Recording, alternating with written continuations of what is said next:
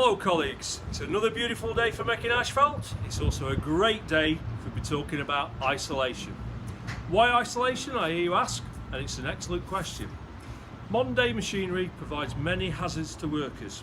It could be electrical, mechanical, pneumatic, hydraulic, stored energy and other forms of hazards.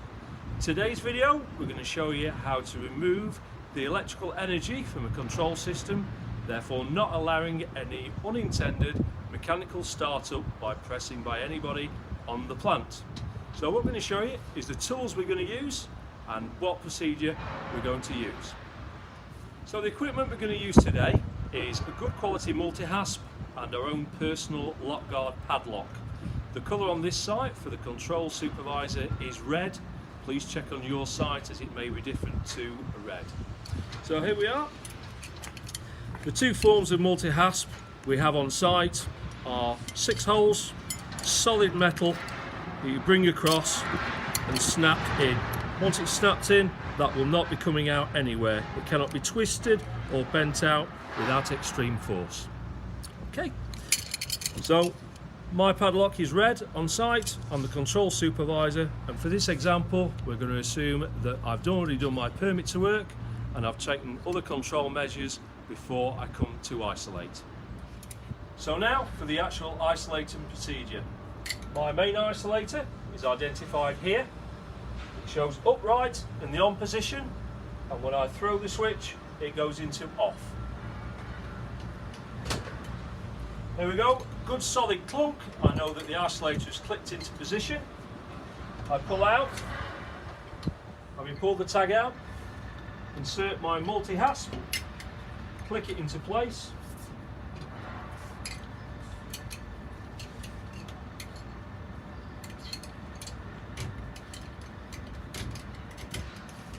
Insert the padlock and ensure that it's safely gripped.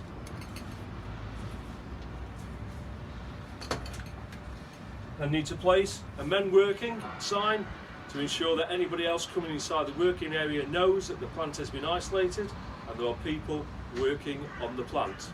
The final and most important thing to do is to ensure your key, your own personal key, remains on your person.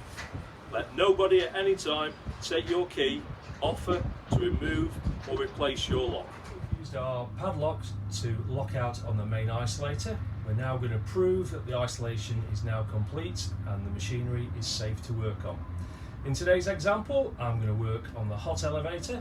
Therefore, I'm going to check the hot elevator test button and the dryer, which is before it, and the screens, which is behind it. Press on my panel, hot elevator, press the green start button, isolated. Screens, isolated. Dryer, isolated. I now deem that that task is now suitably controlled, and we shall take procedures now to start the task. What we've demonstrated today is the isolation procedure for my plant, local Asphalt Sheffield. Please now take a few moments to discuss with your manager what are the items specific to your plant that you need to ensure for main plant isolation. Thank you.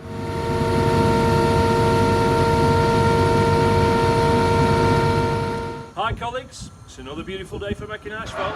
It's also a great day for talking about other forms of isolation.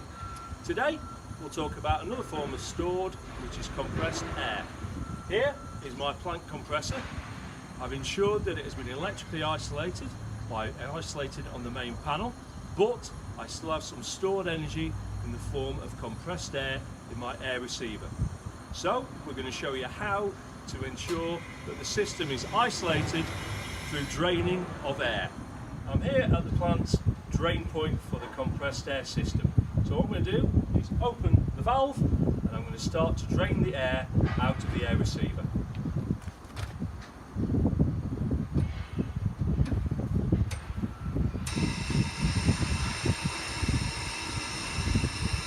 You can hear the air draining out, and we'll continue until there is no noise coming out, which will indicate there is no more pressurised air within the system. I can hear no more air being forced out of the air receiver, which is an assumption that there's no air left within the system. But we don't assuming safety, so I'm going to go upstairs into the mixer cabin, and on the control panel I'm going to press a series of rams to see if anything can be activated or I can hear anything activated on the plant.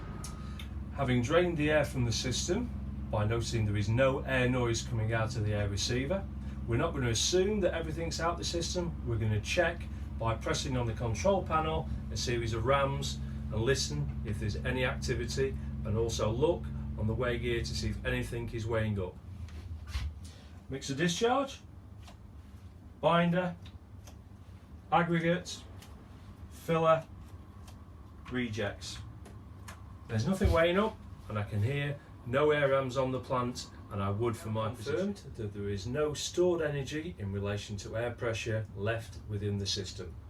I can now consider other forms of stored energy that may prevent me from starting my task.